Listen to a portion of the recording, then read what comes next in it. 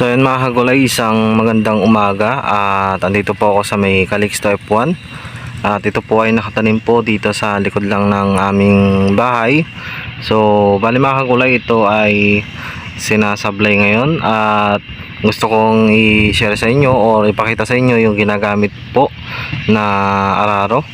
Ayan, may lalapit po natin yan mamaya pagbalik niya dito para may pakita ko sa inyo.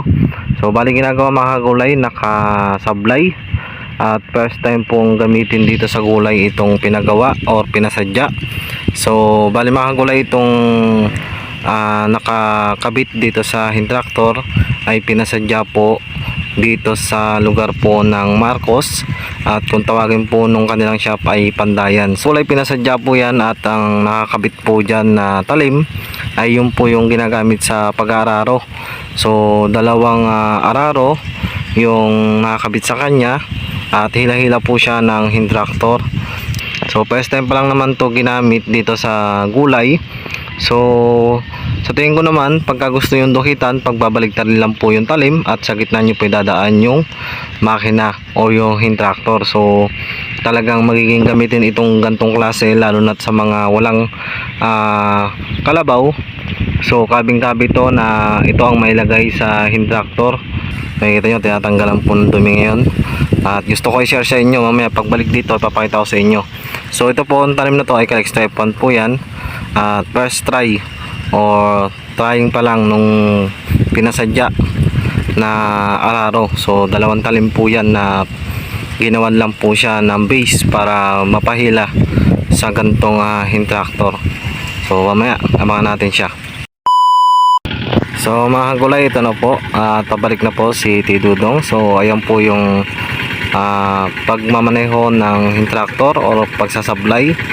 Ayan, so dalawang talim po yung nakakabit dyan. Ito, pabalik na po siya at may papakita ko po sa inyo ng malapitan. At kagandahan po sa gantong hand tractor, wala pong kahirap-hirap pagka lumiliko dahil dekambyo po itong mga kagulay at naihinto yung isang gulong kaya hindi siya mahirap iliko.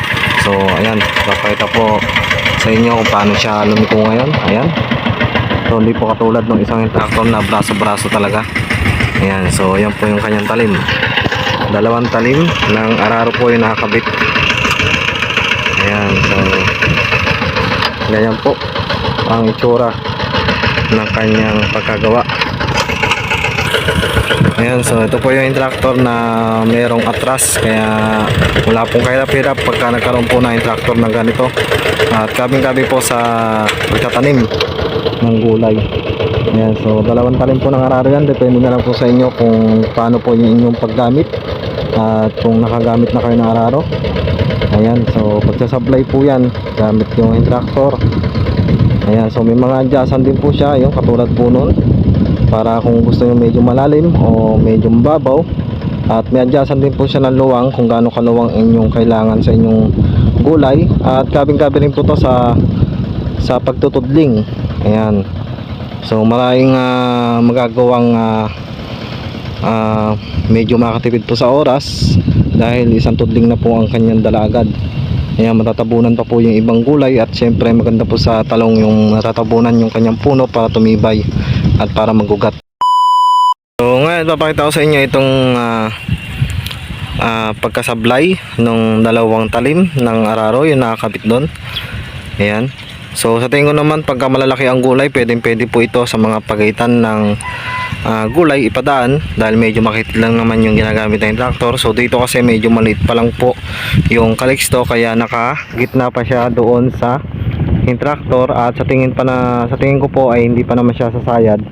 Ayan, so gusto ko lang po i-share sa inyo na yung pagkasadya nito para kung gusto nyo magpagawa pwede nyo po sadyain